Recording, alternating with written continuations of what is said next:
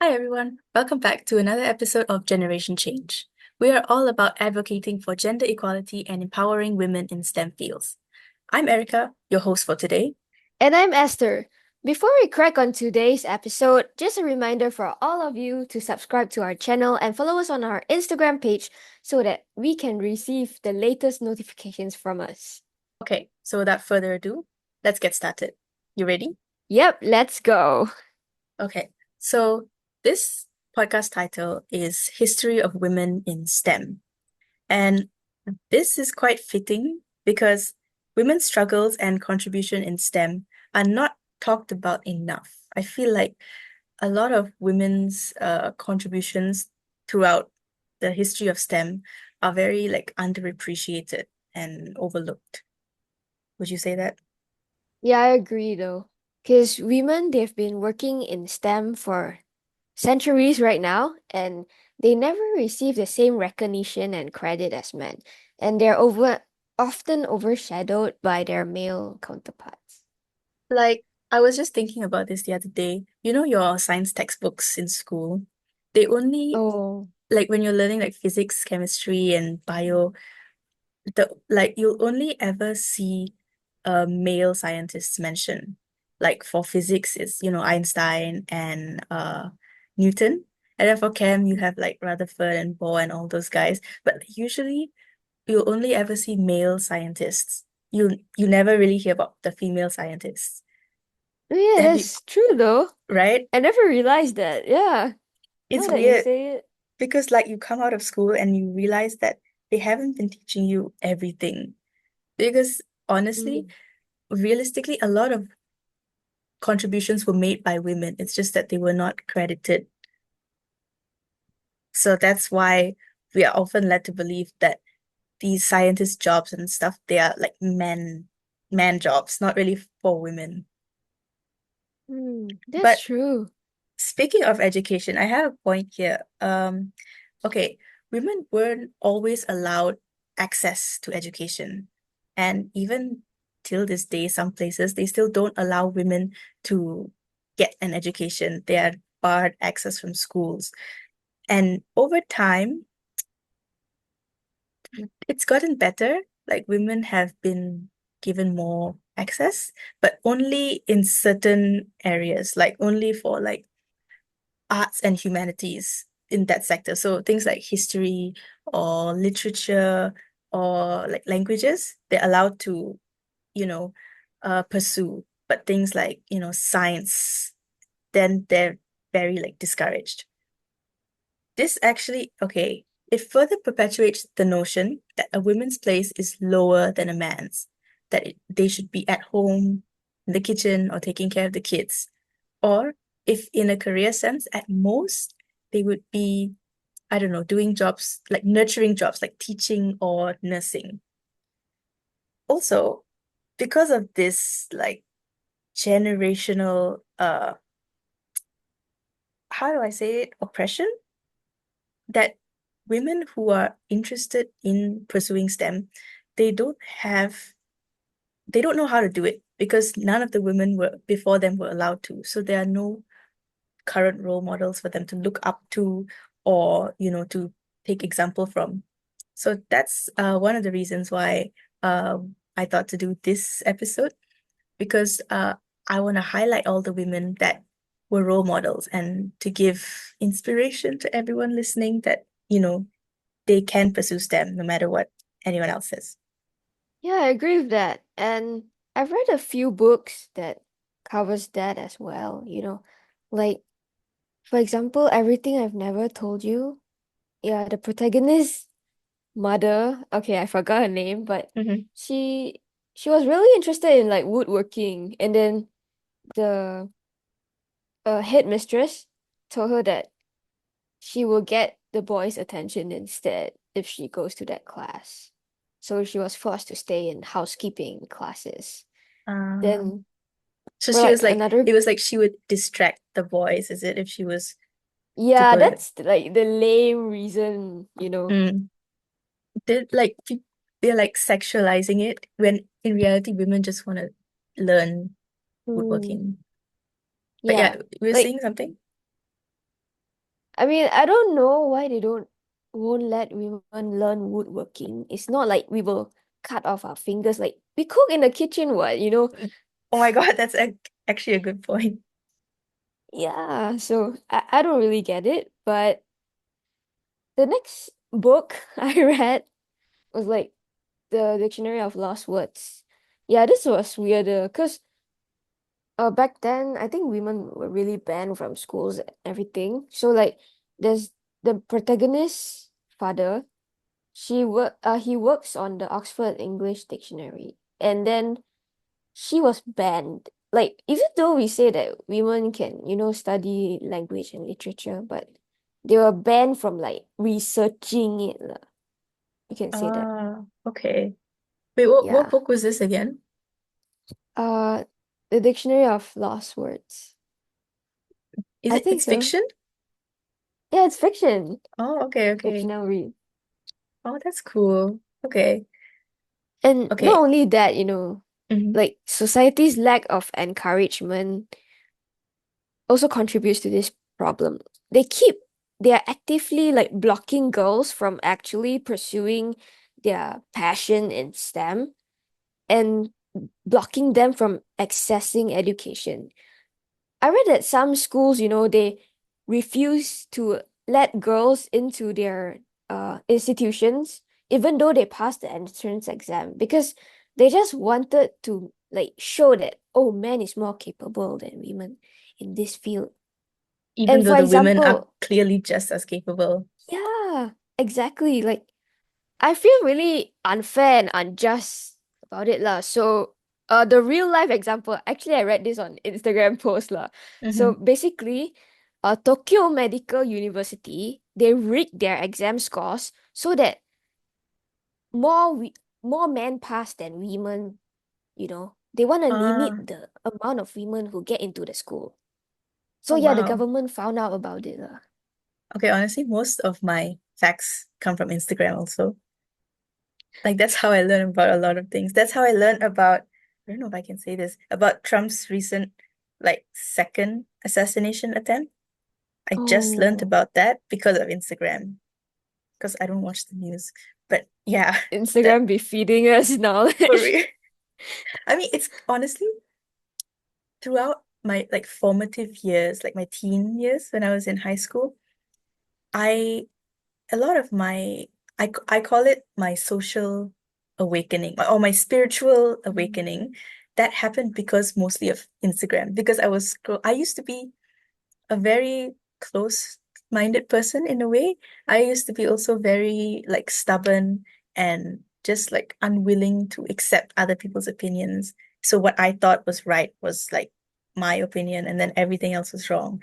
But then as I started, going on Instagram, of course, social media kind of rots our brain and, it decreases our attention span. But on the other hand, it personally for me, it helped me, I don't know, discover like different perspectives and help me understand them.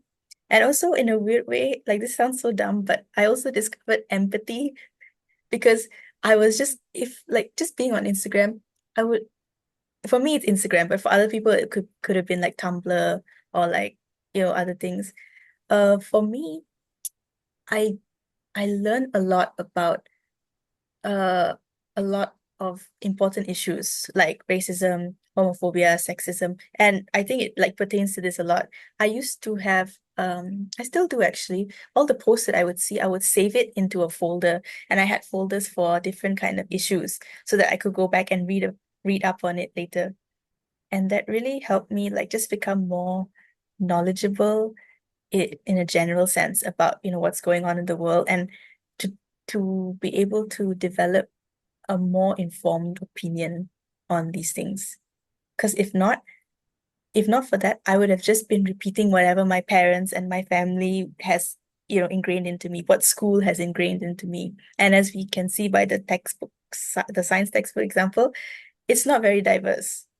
So I Yeah, think, that's yeah. true. Hmm. Like you get the most randomest facts ever from Yeah, Instagram. yeah.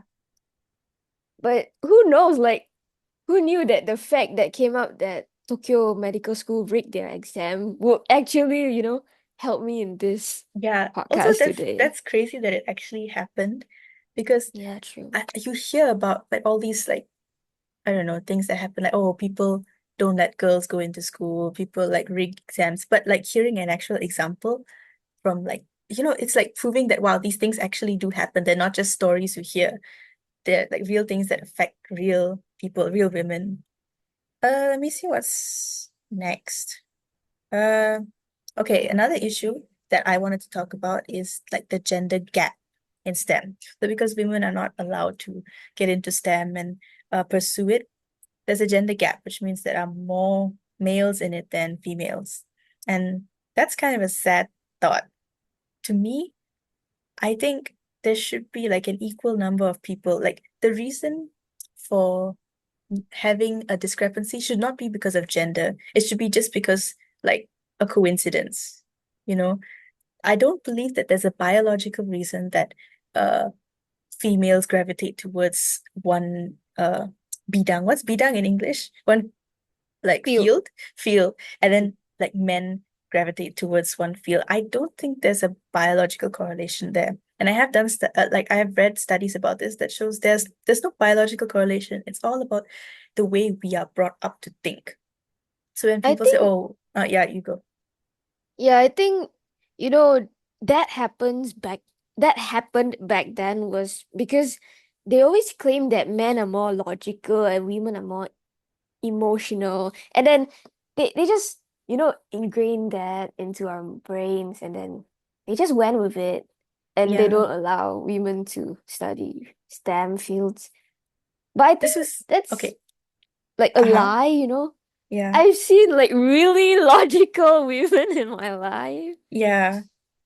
If Or anything, maybe like, they just, uh, sorry.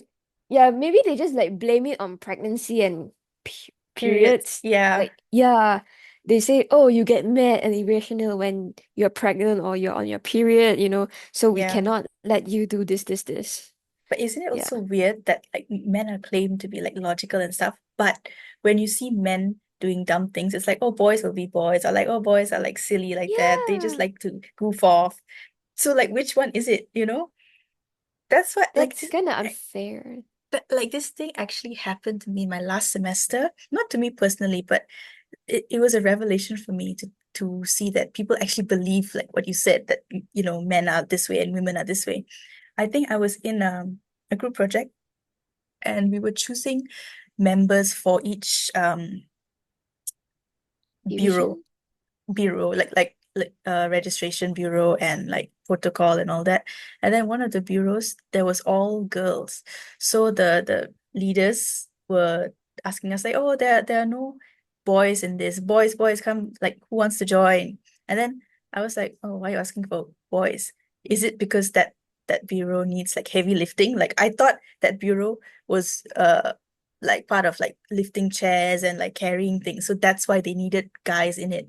But then I asked my friend beside me and she said, oh no, the reason is because like women think differently than men, women like tend to go like really detailed and like very like, they overthink things while guys are like they look at the bigger picture and stuff.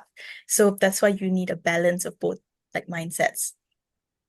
And I was like, okay, cool. Uh, But well, I do have friends who like look at the bigger picture and don't really care about the details instead. yeah, So I won't agree with that, honestly.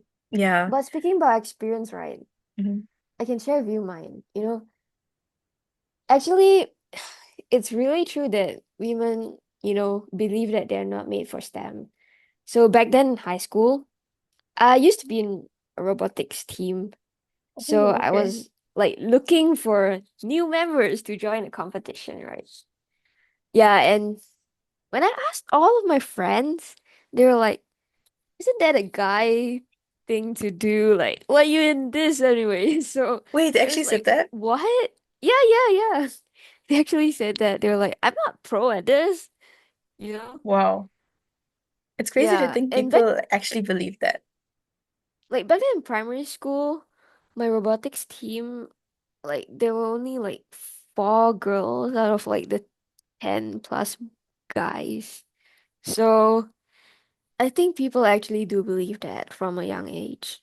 That's sad though, because it's like imagine all the cool scientists we would have if women were not taught to stay in the kitchen. Yeah, exactly. Like how Because many most problems would have been solved by now, you know? mm, poverty, Yeah. Oh, gender discrimination. like we wouldn't have half as many, I don't know if I can say this, but half as many like incompetent people at the top Oh, if more women were oh, allowed, you know? Because like you mentioned with the was it the Tokyo Medical University? yeah. Like they just let men in even though they didn't pass, right? I Mm-hmm. remember like something like that. So that proves that like even the incompetent men are still allowed in. That means I don't know. I I don't don't know like how many people are dead by yeah. them. Yeah, right. I wouldn't trust them to be my I would be so terrified to think that my doctor failed his entrance exam. Oh my God. Okay. Okay. I That think sounds so okay, bad. yeah. Okay, now back on script because we went a bit out, but it's fine. It's we're still on the topic. Um, okay, let's talk about okay, education in 19th century America. Do you know anything about that? Yeah, I do. I actually read, about 19th century America. It was kind of different from the other uh places on Earth. Mhm. So lots of women at that point actually got the chance to go after educational opportunities and they were trained for professional careers. And it's amazing to think like how that particular era opened up the gates for all these women and also open up the gates for other countries Like they were the and pioneers. yeah, the pioneers. Yeah, that's the term I was looking for. Thank you. And that's why like women now get the opportunity to learn and work in all these different kind of fields and also subfields that keep emerging, like for Mm, now it's AI. Yeah. yeah. I'm happy at least like now people are more aware of this, gender gap so that Mm. like now when the new topics come up, it will be slightly less difficult for women to pursue it so that, we can start off already having some equality at least Oh, so that it won't take as long to yeah. advance. Oh, that's true. I Uh, agree with that. okay, so 19th century America, like you said, a lot of women finally got the opportunity to like pursue their education and they were training for professional careers. Um, okay, I also heard about the Seven Sisters. This is like a chain of women's colleges. So there are a bunch of them, and I can't pronounce them, but like some of them are Radcliffe, Smith, Vassar, Wellesley, and some others, which I won't butcher the names of. Okay, they were founded between 1837 and 1889. So it says here they are co-ed, which means that women and men, right? Is that Mm-hmm. what, okay. So, uh, back in the day, co-ed institutions would like intentionally keep women out of science and technology majors, or maybe they'll let in a few for like big diversity or like, just because they were exceptional. But these Seven Sisters was like a revolutionary concept because each of these colleges developed their own like specialty in sciences and they were like correct me if I'm wrong, they were only for girls, right? Yeah, yeah, they were only for girls. Like one of the colleges you mentioned, right? Vasa. Hmm. Yeah, we have a pioneer in astronomy right there.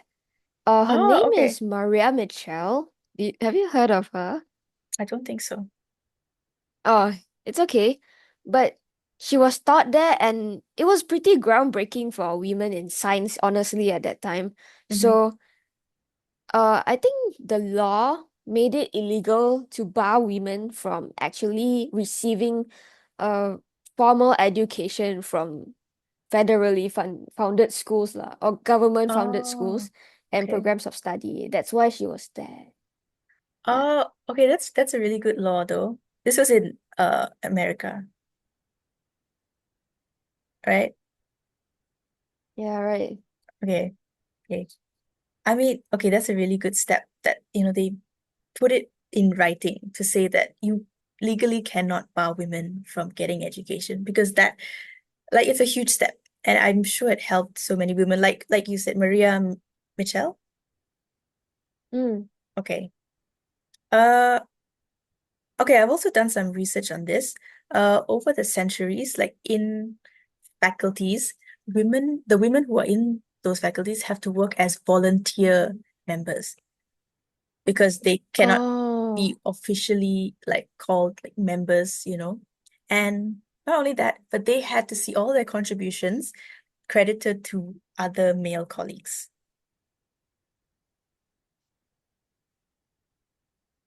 Yeah, not great. I don't know what to say, but damn, that sounds like me doing work. I think it resonates with me in a way because, like, there was once I was doing work for an assignment, right? And then, during presentation day, that other group member who was a free rider, he just like took all the credit and said, "Oh, I Mm. did this." Like, no, no, not I lah, but he said we did this. Like, Like he put bro, himself I like, did this, not you. yeah. How come it's a we right now? You know? Oh, I hate those Yeah, kind of people. It was a guy. yeah. It History was a guy. repeats itself. Oh, that's so crazy. Okay, Well, we it's also know. hmm Mhm. No, you can go. No, you It's go okay. first. Yeah, we also know like a real life example of this. So, this like I researched about this when I was doing some chemistry project, and Marie Curie, right? Mm-hmm. Nothing in life is to be feared; it's only to be understood. Yep. Yeah, that's her quote. She was born in Poland, but she couldn't like get like enroll in a school right there. So because of her gender, so she Okay. moved to France. So Poland like France. barred her because of her gender. Yeah, Poland barred Okay. her. And she moved to France. Mm. And then she, worked on this radioactive stuff. Then I think she discovered what was the element she discovered? Oh, I have it. Um, I have it in my notes. Pol Wait, wait, wait, wait, wait. Polonium and radium. She yeah, discovered right. those two from the mineral pitch blende. That's the one you're talking about, right? Yeah, yeah. Mm. And then, but she discovered all this, right? But she's often like overshadowed by her husband because Mm. he's a man. You Yep. know, what kind? It doesn't make sense lah for me because, oh, he's a man. Why? He's a man. Yeah, Why? that's not a real Like, reason. I'm a woman. I'm a woman, so what? You Yeah. know? Yeah. But okay, But I like the fact that like things have changed now, and I've never heard of her husband before. I didn't even know she was married. I've only heard of Marie Curie. but her hard work paid off when she received the Nobel Prize in Physics for her discovery. And this like elite and prestigious prize to be received by women back in the day. Wow. I It was a think, big thing. yeah, it was a big thing, and I think many women are empowered by it and motivated by it. I So yeah. see, like in my notes, she's the first woman to achieve this honor. Like she's the first woman ever to get a Nobel Prize. So it's a pretty big deal. And honestly, I think she deserved it because discovering elements, like it's such a like an everyday thing. We all know the elements, but like she discovered, it's like discovering a Mhm. new species or something like that. It's Mhm. like a pretty groundbreaking thing. Okay, the Yeah, next that's person true. on our list is Ada Lovelace. Have you heard of her? No? Okay. Well, she's really big in the computer programming field. So back in 1842, she was tasked with translating this analytical engine article from Italian into English. So she didn't just do that. She went like above and beyond. So what when she was translating it, she added her own insights, like her own input into it, and she expanded on how the machine engine works. And she included bits of like information and stuff that is now what we consider like the first computer programs. So it was a pretty cool moment in no, technological history for someone to not only like do their job translating a paper from one language to another, which requires like really good knowledge in not only the topic itself, but knowledge in both those languages. Like you have to know what the article is talking about, and you have to know both of the languages in order to translate. But she was smart enough to add her own insights into the paper and like provide more suggestions on to how it could be better. So it's quite revolutionary. And That proves that mhm, women are as capable as men, yeah, you it know. does. Because the paper was written by a man, but a woman Oh, approved upon it. So it's like mm, that's like the most obvious evidence as to why we shouldn't discredit women for their contributions or for their competency. Because it shows that like discoveries can come from anywhere or anyone, regardless of their gender. Speaking of Ada Lovelace, did you know that she has her own day in the year? no. When is it? Okay, it's on the second Tuesday of October. So Oh, that's this soon. is soon. It's this year it'll be on the 8th. Oh. So that's the Ada Lovelace Day, and it's to Oh, raise awareness of the contributions of women in STEM fields. okay, we should post this podcast on 8th of this October. Oh yeah, that would be a good idea. Okay, we should do if you're seeing this on the 8th of October, happy Ada Lovelace Day. Uh Happy Ada Lovelace Day. it's named after her for her passion and vision for technology because she's like a powerful symbol of modern women in technology. So that's a cool fact. Uh, okay, the next woman on my list is Grace Hopper. She was an American computer scientist and mathematician. Have you heard of her? No, but she kind of sounds like grasshopper in Oh this my God. case. Great. Oh yeah, Grasshopper, Grace Hopper. Yeah. No offense. Okay, no, I No I offense. would like to think she would have found that funny.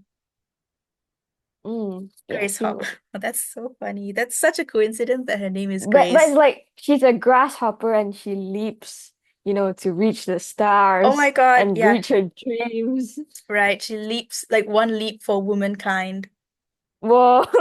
Oh yeah. Like mankind. Yeah. Okay. Now, her story was as a kid, she was always very curious to how things work. Like, do you know Tinkerbell? Yeah, Yeah. Tinkerbell. So her Tinkerbell's job, I don't know why I'm talking about Tinkerbell when I'm talking about women's history, but Tinkerbell's job is a tinker. So her job is to like find out how things work and put things together. So that's what reminded me of when I was reading Ada Lovelace's story, because when Ada was a kid, she had a Mm-hmm. natural inclination to finding things and like putting them together or to see how things work, much like, Tinkerbell's Um, natural inclination as a tinker. So Ada, when she was a kid, she'd like take household gadgets and then like break them apart or take them apart to see how they worked and then put it back together. So it's like a lot like Tinkerbell, but I'm pretty sure Tinkerbell was probably inspired by one of these women. okay. Honestly, that kind of sounds like me, except for the putting it back together part. You would just take it apart. And then my dad will scold me because like Mhm. I don't know how to like put it back together. So yeah. Okay, but you were halfway there. Hopefully motivation. Yeah. I used to do that, but I used to like it never used to connect in my head how things work. So I would just take it apart, but then I would be scared of like not being able to put it back together. So I would try and put it back together, and then I'd just be like, okay, I'm done. That's about it. So you achieved more than I did in that sense. Okay. Mm, so as a kid, that's what she did. But later on in her adult life, she in World War II, she joined the US Navy and she made some huge moves. One of it, I don't know if you've heard of this, it's called UNIVAC 1. Mm-mm. So this was the first commercial electronic computer. So it's a huge thing if like any computer buffs are watching this or like history tech buffs, you might have heard of UNIVAC 1. Um, when she was working on this, she got the idea of instead of writing machines in like complicated mathematical machine language, why not make a programming language that was adjacent to English so that, people who are writing the code and stuff like that, they would be able to, write it without having to Oh, translate it to like computer language. So, oh, that's mhm, cool. yeah. So she worked on it and then she built the first compiler, which eventually led to COBOL, COBOL. And this is one of the first widely used programming languages, and it's still around today. So I don't know. Oh, I hadn't heard of COBOL or UNIVAC 1 before this, but after researching, I can tell that it's a very widely used language. Like I'm sure you've heard of like Python or mm-hmm. C++ and everything. This is like JavaScript. JavaScript. Yeah, I was gonna say that, but I wasn't sure if that was the. Yeah, as you can tell, I'm not a coding person. So I'm Me too. so I'm so thankful for the women in history who are, because like at least people can see that there's proof that women can also be good in coding because I'm not a good example of that. Oh, actually, like I have a bunch of female friends. They're Mhm. from computer science. Oh my God, actually me Yeah, too. so oh, Yeah, yeah. really? Yeah, I just thought of You're it. in Some of them are in tailors. oh, Yeah. yeah, there's a lot in Taylor, so Oh my gosh. Yeah. So don't they look were at like us as actually examples. There are actually a lot of women in they coding. showed me like the games they coded, you Oh, know. And it was wow. like, wow, that's cool. They let me play it too, because they're my housemates, so Oh, okay. Oh, that's yeah. cool. Like That's for nice. my like hostel, I'd say. Mhm. The because it's a mixed gender hostel, so the amount of people studying computer science is a lot, but it's actually equal between like female and male in my house. Oh, really? That's So cool. yeah, that's cool. Okay, interesting. Okay, now beyond her technical achievements, Grace Hopper also was behind the manual of operations for the automatic sequence control calculator. So this was like back in the day, it was one of the more revolutionary inventions, and she authored the manual for like yeah, like for that, but she authored the manual behind like how to use it. So this set the standard for like computing principles. Uh, Throughout all these contributions in computer science, she earned a very prestigious award, but it was posthumously. She earned the Presidential Medal of Freedom, and this was awarded to her. It's one of the highest civilian honors in the US, and she got that. Wow, highest civilian honors. That's okay. I think it's very hard, like for men to imagine that she would get that, Yeah, when, I personally I feel a lot of pride thinking about that. but but she was dead though Yeah, at it. yeah, but So I guess small steps towards women's recognition. At least they recognized it yeah, bit late, but we can always strive to do better. Okay.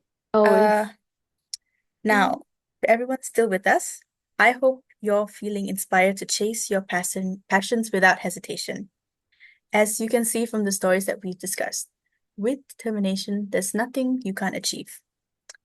As more women get involved and stick around in STEM, we're going to have more diverse groups, more diverse ways of thinking that's going to shape how we view things. And it's going to solve a lot of the problems that we currently are facing. So if you're interested in STEM, we urge you to take a chance and go for it, no matter what gender you are. If you're interested in anything that people tell you is not for you, I hope that what you can take from this podcast is that anything can be your thing if you're just willing to go for it. Plus, we need more women in STEM so that we can get more diverse ideas and solutions so that, men won't just say, haha, you guys are emotional. Like, you Yep. need men to be there to get like logical point of views and stuff. Mm-hmm. And so that we can get like more solutions to tackle world issues that we face today. Gender inequality is one of them, Mm-hmm. but also more like climate change and poverty. Because like for climate, right, I think most business like corporates contribute to pollution and who are the Yeah. CEOs? Oh, who are Oh, the oh, CEOs? calling them out. Oh, okay. But But like news for you guys, the world doesn't care about your gender. It's gonna kill us all anyway if we don't take care of it. yeah, So that's why yeah, exactly. You should go for women it. step up. Step up, women. And um, thank you, Erica, for researching and presenting us with these three really motivating stories. And I Likewise. hope all these stories motivate all of you, our listeners. And sadly, this brings us to the end of our podcast. Once again, thank you so much for listening. If you enjoyed this episode and you'd like to support us, please share it with your friends and family and post about it on social media. You can even like tag us and share your thoughts about it with us. And also leave a rating and review. Until Until next next time, time, stay stay curious curious and and keep keep exploring. exploring. That was Bye. that was good.